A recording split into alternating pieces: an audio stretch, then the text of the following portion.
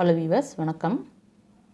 இந்திரா சவுந்தரராஜன் அவர்களோட ஆகாயம் காணாத நட்சத்திரம் கதையோட 2ஆம் பாகம் பார்ப்போம். வாசல்படி தாண்டி இருக்க மாட்டான் எதிரில் வீட்டு புரோக்கர் சாமிநாதன். என்ன சார், ஆஃபீஸ் கிளம்பிட்டீங்களா? ஆமாம். அது என்ன சாமிநாதா, நான் ஆஃபீஸ் கிளம்பும்போது தான் எப்போவும் வருவீங்களா? கொஞ்சம் முன்னால் வரக்கூடாது? சாரி சார், வேளச்சேரியிலேருந்து டவுன் பஸ் பிடிச்சி வரத்துக்குள்ளே போதும்னு ஆயிடுது. அப்புறமா என்ன முடிவெடுத்திருக்கீங்க? அவன் கேட்க முகத்தை துடைத்தபடி ரஞ்சனியும் வந்து சேர சரியாக இருந்தது. அவளை பார்க்கவும் குத்துவிளக்கு மாதிரி இருக்கு மன்னியோட முகம் என்று ஒரு வார்த்தை பூவை சாமிநாதன் போட ரஞ்சனி முகத்தில் கணிசமாக பிரகாசம் கூடியது. இப்போதைக்கு எதுவும் பண்ண முடியாது சாமிநாதன், இன்னும் கொஞ்ச நாளைக்கு எங்களுக்கு வாடகை வீடு தான் என்ற அரவிந்தன் டைமாகிவிட்ட பரபரப்போடு கை கடிகாரத்தை பார்த்தான். அப்படி சொல்லக்கூடாது, அருமையான வீடு, தலையை அடகு வச்சு கூட வாங்கலாம், தப்பே இல்லை. நான் அடகு வைக்க தயார், ஆனால் இந்த முகரைக்கு 5 லட்சம் ரூபா தர யார் தயாராக இருக்கா? ஏன் மன்னி, ஆஃபீஸில் லோன் கிடைக்காதாக்கும்? சாமிநாதன் ரஞ்சனியை மிக இணக்கமாக பார்த்தான். சரி சாமிநாதன், உன் மன்னிக்கு இன்றைக்கி ஆஃபீஸ்லேயே அவகிட்ட ஆஃபீஸ் இல்லை, அவகிட்ட விவரத்தை விலாவரியாக தெரிஞ்சுக்கிட்டு புறப்படும். நான் கிளம்புறேன். நேற்றே 1/2 மணி நேரம் late. Manager Kathakali ஆடிட்டார்.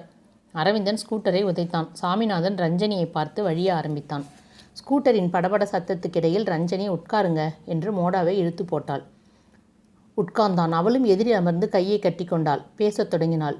Sorry Saminathan, எங்கள் 2 பேரோட சேவிங்ஸையும் கூட்டி கழித்து என்னவெல்லாம் பண்ணி பார்த்துட்டேன். 5 லட்சம் தாண்டலை. நீங்களோ 10 லட்சம் சொல்கிறீங்க. It's impossible. இருக்கலாமா, ஆனால் இப்படி ஒரு வீடு கிடைக்காது. அமெரிக்கா போகிற வசி வீட்டுக்காரர் அந்த குஷியில் இருக்கார். அவர் வச்ச செடி கொடியெல்லாம் குழந்த மாதிரி பார்த்துக்கிறதுக்கு நல்ல பார்ட்டி வேணும்னு சொல்கிறாரு. அதான் 15 லட்சத்தை 10க்கு குறைச்சிருக்காரு. அவர் பையனோட போய் அங்கே தங்கிட போகிறாராம். இது மாதிரி இன்னொரு வாய்ப்பு கிடைக்காதுமா. அதான் கீரல் விழுந்த ரெக்கார்டு மாதிரி திரும்ப திரும்ப சொல்கிறேன். அது சரி, 2 பேர் வேலைக்கு போய் பல விஷயங்களை ததுங்கினத்தான். இதில் பல சுமைகள் வேற. ரஞ்சனியின் பார்வை மீனாட்சி பக்கம் போய் திரும்பியது. மீனாட்சியும் இருவர் பேசுவதையும் பார்த்தபடி இருந்தாள். சாமிநாதனும் மீனாட்சியை பார்த்துவிட்டு ஏதோ கேட்க நினைத்த மாதிரி ஒரு கமறினான். என்ன சாமிநாதன்? இல்லை, ஒன்று கேள்விப்பட்டேன், கேட்கலாமா? என்ன? கொஞ்சம் அவங்கள உள்ளே போக சொல்ல முடியுமா? மகா சன்னமான ரகசிய குரலில் சொல்ல மீனாட்சி ரஞ்சனி பதிலுக்கு பார்க்கும் முன் அங்கிருந்து அகன்றாள். சினிமா ப்ரொடியூசர் ரங்கராஜன் உங்கள் மாமனாராமையா? அப்படியா? ரஞ்சனிக்கு பகீர் என்றது. இந்த குடும்ப ரகசியம் இந்த புரோக்கருக்கு எப்படி தெரியும் என்கிற மாதிரி அவனை பார்த்தாள். தெரிஞ்சு என்ன பண்ண போகிறீங்க? ஒன்றும் பண்ண போகிறதில்ல. பெரிய மனுஷங்களையெல்லாம் கையில் வச்சுக்கிட்டு 5-10 லட்சத்துக்கெல்லாம் கஷ்டப்படுறீங்களே, அதான் கேட்டேன். சரியான இடத்தில் அழுத்தி பிடித்தான். உள்ளே மீனாட்சி காதிலும் எல்லாம் விழுந்தபடி இருந்தது. இதற்கு ரஞ்சனி என்ன சொல்லப் போகிறாள்? அறையின் மெல்லிய இருட்டில் மீனாட்சி நின்று கொண்டிருக்க சாமிநாதனுக்கு பதில் சொல்ல ஆரம்பித்தாள் ரஞ்சனி. அவரை என் மாமனார்னு நீங்கள் சொல்கிறீங்க, என் மாமியார் சொல்ல மாட்டேங்கிறாங்களே. என்ன பண்ணி இது அதிசயம்? அவங்களுக்குள்ள அப்படி என்ன தகராறு? எனக்கு தெரிஞ்சு பெருசாக ஒன்றும் இல்லை. இவங்களுக்கு தெரியாமல் அவர் சின்ன வீடு வச்சுருந்துருக்கிறாரு. பல வருஷமாக இவங்களுக்கு தெரியாமலே இருந்து ஒரு நாள் தெரிஞ்சிருக்கு, அவ்வளோதான். அதை இவங்களால் ஜீரணிக்க முடியல. திருநீலகண்டர் பொண்டாட்டி கணக்காக வெட்டி விட்டுட்டாங்க. வெட்டினா வெட்டித்தான். என் வீட்டுக்காரருக்கு அப்போ 7-8 வயசாம். நாத்தனாருக்கு 10 வயசு. 2 பேரையும் ரெண்டு பேரோட வீட்டை விட்டு வெளியே வந்துட்டாங்க. ரஞ்சனி விலாவாரியாக பேச ஆரம்பித்தாள். உள்ளே மீனாட்சிக்கு குமைச்சல், பிடரியில் கற்பூரம் ஏற்றிய மாதிரி உஷ்ணம் சுட்டது. சடாரென்று வெளியே வந்தாள். சாமிநாதனும் ரஞ்சனியும் அதை துளியும் எதிர்பார்க்கவில்லை. ஏன்பா, நீ எதுக்கு வந்தே? உன் தொழிலை பார்க்கவா, இல்லை என் பிராணத்தை தெரிஞ்சுக்கவா? நிதானமாக அதே சமயம் அழுத்தத்தோடு கேட்டாள். சாமிநாதன் திருதிருவன் நான் முழித்தான். ரஞ்சனியும் மீனாட்சியை விடவில்லை. நம்ம குடும்பத்தை விஷயம் ஒரு 3ஆம் மனுஷங்கிட்டே விஸ்தாரமாக பேசுறியே, உனக்கு நல்லா இருக்கா? ரஞ்சனி பதிலுக்கு முறைத்தாள். உங்கள் விஷயம் பத்திரிக்கையில் கிசுகிசுவாக வந்துடுச்சான், அதுக்கு என்ன சொல்கிறீங்க என்று கைகளை ஆக்ரோஷமாக ஆட்டி அசைத்தாள். எதில் வந்தா என்ன? என் சொந்த விஷயம் பற்றி பேச உங்களுக்கு என்ன உரிமை இருக்குது? மீனாட்சியிடம் கோபம் மெல்ல தலை காட்டியது. என்ன பெரிய சொந்த விஷயம்? இப்போ நாங்கள் தான் உங்களை பார்த்துக்குறோம். உங்கள் விஷயம் வேறு எங்கள் விஷயம் வேறுன்னு எதுவும் கிடையாது.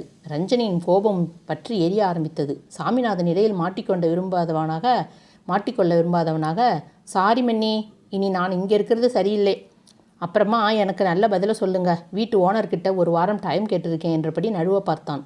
நீங்கள் இருங்க சாமிநாதா, இது விஷயமா நானே எப்படி பேச்ச ஆரம்பிக்கிறதுன்னு தெரியாமல் இருந்தேன். இன்றைக்கி உங்களால் அதுக்கு ஒரு வழி பிறந்திருக்கு. நான் இதை விடுறதா இல்லை. ரஞ்சினி அவிழ்ந்து கிடக்கும் தலைமுடியை பின்னிக்கொண்டே ஒரு யுத்தத்துக்கு தயாராகிவிட்ட மாதிரி மீனாட்சியை அனல் பார்வை பார்த்தாள். நீ போப்பா, எங்கள் சண்டை ஒன்றும் புதுசு இல்லை, நீ போ. மீனாட்சி அவனை துரத்தினாள்.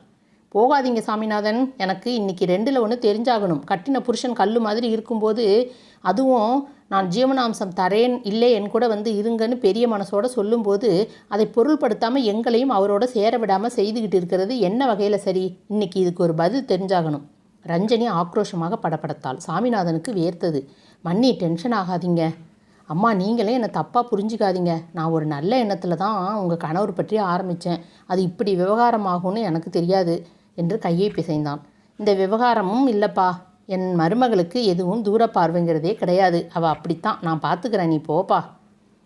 என்ன பெரிய தூர பார்வை கிட்ட பார்வைன்னு? அவருக்கு இன்றைக்கி அவங்க அப்பான்னு ஒருத்தர் துணை இருந்தால் இப்படி கஷ்டப்படுவாரா? இல்லை நான் தான் வேலைக்கு போய் சம்பாதிக்கிற நிலை இருக்குமா? உங்களுக்கு என்ன, வீட்டுக்குள்ளே இருந்துக்கிட்டு வேலை தவறாமல் சாப்பாடு, 11 மணி ஆனால் அர்ச்சனை பூக்கள், 11:30க்கு பல்லாங்குழி, அப்புறமா கோபுரம்னு வரிசையாக சீரியல் பார்த்து ஜாலியாக பொழுத கழிச்சிக்கிட்டு இருக்கீங்க. இழுத்து வெளியே விட்டால் தெரியும் புருஷனோட அருமை. ரஞ்சனியின் கத்தல் ஜன்னல்கள் கடந்து அக்கமக்கமெல்லாம் போய் அவர்களை எட்டி பார்க்க வைத்தது. மீனாட்சிக்கு தலையில் இடி இடிக்கிற மாதிரி இருந்தது. காதை பொத்தி கொண்டு மூலையில் கிடந்த மூங்கில் நாற்காலியில் போய் உட்கார்ந்தாள். இப்படி காதை பொத்திக்கிட்டு உட்கார்ந்து விடுவேனா? இதில் பிள்ளை இல்லாத வீட்டில் கிழவி துள்ளி விளையாடுறது கணக்கா? இந்த வயசில் உங்களுக்கு சைக்கிள் சவாரி வேறு. தெருவில் இருக்கிறவங்க என்னை பற்றி என்ன நினைப்பாங்க? வயசான காலத்தில் மாமியாரை எப்படியெல்லாம் கொடுமைப்படுத்துகிறான்னு பேச மாட்டாங்க? நீங்களே சொல்லுங்கள் சாமிநாதா, பேசுவாங்களா மாட்டாங்களா? ரஞ்சனி 2ல் 1 பார்க்க துணிந்து விட்ட மாதிரி தான் தோன்றியது சாமிநாதனுக்கு. வேகமாக நழுவினான். ரஞ்சனிக்குள் அடைந்து கிடந்தது எல்லாம் வெளியில் வர ஆரம்பித்தது. மீனாட்சி தலையை நிமிர்த்தவில்லை. குழந்தை ராகவி ஓடி வந்து பாட்டியை ஒட்டி நின்று கொண்டது. அதை பார்த்து அவளை இழுத்தவளிடம், பாவம்மா, பாட்டியை ஒன்றும் சொல்லாதம்மா என்று விசும்பியது. பாட்டி இல்லை, இவங்க சரியான கிழட்டு பிசாசு. நான் மட்டும் உன் அப்பாவை காதலிக்காமல் இருந்திருந்தா உங்கள் அப்பாவுக்கு இந்த ஜென்மத்தில் கல்யாணம் ஆகியிருக்காது. அப்பா இருந்தும் இல்லைங்கிற அந்த ஒரு காரணம் போதும். ஒரு தோட்டி கூட பொண்ணு கொடுத்துருக்க மாட்டான். பாட்டியாம் பாட்டி. ரஞ்சனி ஹிஸ்டியா பேஷண்ட் போல பேச்சில் எங்கெங்கோ போகத் தொடங்கினாள். இதற்கு முன்பும் சண்டை வந்திருக்கு. ஆனால் இப்படி உள்மன விவகாரம் எல்லாம் வெளியில் வந்து விழுந்ததில்லை. திருவிழா கூட்டத்தில் சிலம்பக்காரர்கள் போட்டுக்கொள்ளும் பொய் சண்டையாகத்தான் இருந்திருக்கிறது. ஆனால் இன்று கலவர பூமியில் நிகழும் குண்டுவெடிப்பு போல மாறிவிட்டது. மீனாட்சியால் ரஞ்சனியிடம் பதிலுக்கு பதில் பேசவில்லை. பேசுவது அசிங்கம் என்று விவேகம் சொன்னதன் விளைவு கண்களில் நீர் தழும்ப வெளியே புறப்பட்டு விட்டாள். அஸ்தமான வேலை. வானத்தில் சன்னமான கருப்பு. அது வலுத்து மழை பெய்தால் தேவலை என்கிற மாதிரி கசகச வேர்வையோடு வந்து சேர்ந்தான் ஆட்டோக்காரன். ராகவியை தெருமுனையில் உதிர்த்திவிட்டு கொடூரமான சத்தத்தோடு புகையையும் உருவாக்கி கொடுத்துவிட்டு மறைந்து போனான். ஆட்டோவை விட்டு இறங்கிய ராகவி தோளில் மூட்டையும் கையில் லஞ்ச் கூடையும் சுற்றி சுற்றி பார்த்து வழக்கமாக மீனாட்சி காத்திருந்து அழைத்து போவாள். இன்று வராததில் வருத்தம். எங்கே போய்விட்டாள் பாட்டி? ராகவியின் வண்டு விழிகளில் சுழற்சியான தேடல். ஒரு நைட்டியில் ரஞ்சனி வந்து கொண்டிருந்தாள். என்ன மேடம், இன்னைக்கு ஆஃபீஸ் லீவா? ஆமாம், லீவு. அதான் பாட்டி வரலையாக்கும். ஆமாம், அவங்களுக்கு உடம்பு முடியறதில்லை. அப்புறம் எதுக்கு இந்த வயசில் சைக்கிள்லாம் ஓட்ட கற்றுக்குறாங்க? இதுக்கு பதிலை நீங்கள் அவங்கக்கிட்ட தான் கேட்கணும். ரஞ்சனி வழியில் வீதியின் விசாரிப்புகளுக்கு பதில் சொல்லிவிட்டு ராகவியை நெருங்கினாள். லஞ்ச் குடையை வாங்கி கொண்டாள். மீனாட்சியாக இருந்தால் புத்தக மூட்டையை தான் முதலில் கேட்டு வாங்கி கொள்வாள். ராகவி ரஞ்சனியிடம் அதை எதிர்பார்க்கவில்லை. பாட்டி எங்கம்மா என்று தான் கேட்டாள். வந்ததும் வராதுமா ஆரம்பிச்சுடு. பாட்டியாம் பாட்டி. உன் பாட்டி ஓடி போயிட்டா, பேசாமல் வா. வீதி என்று கூட பார்க்கவில்லை. சவுக்கை சொடுக்கின மாதிரி வார்த்தைகள் சிதறின. வீட்டினுள் நுழைந்த குழந்தை ஒவ்வொரு அறையாக போய் பார்த்து சில சமயங்களில் தலைவலி என்று இருட்டு மூலையில் மீனாட்சி படுத்து கிடந்த ஞாபகங்கள் அவளை தேடவிட்டது. உன் பாட்டி இல்லேங்கிறல்ல.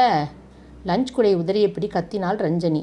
குழந்தை நடுங்கி விட்டது. மலங்க பார்த்து போய் யூனிஃபார்மை கழட்டி வச்சுட்டு ஃப்ராக் போட்டுக்கிட்டு வா, டிஃபன் தரேன் என்று ரஞ்சனி தொடரவும் பயத்துடன் தலையை ஆட்டியது.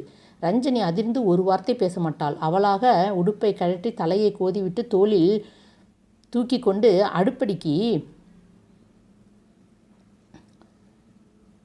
போய் முதல் காரியமாக காம்ப்ளான் தருவாள். உதட்டில் நுரை கசடு ஒட்டும் அளவுக்கு திக்காக இருக்கும். இன்று ஆறி அவளாகி கழுவி கொட்டிய தண்ணீர் போல சப்பென்று இருந்தது. ஐயே, இது காம்ப்ளான் இல்லை என்றாள் குழந்தை. சொல்ல மாட்ட? முழு ஸ்பூன் போட்டு கலக்கியிருக்கேன். காம்ப்ளான் இல்லையாம். கழனி தண்ணின்னு தான் சொல்லேன். ஆமாம், அப்படி தான். பாட்டி தந்தால் எப்படி இருக்கும் தெரியுமா? இருக்கும் டப்பா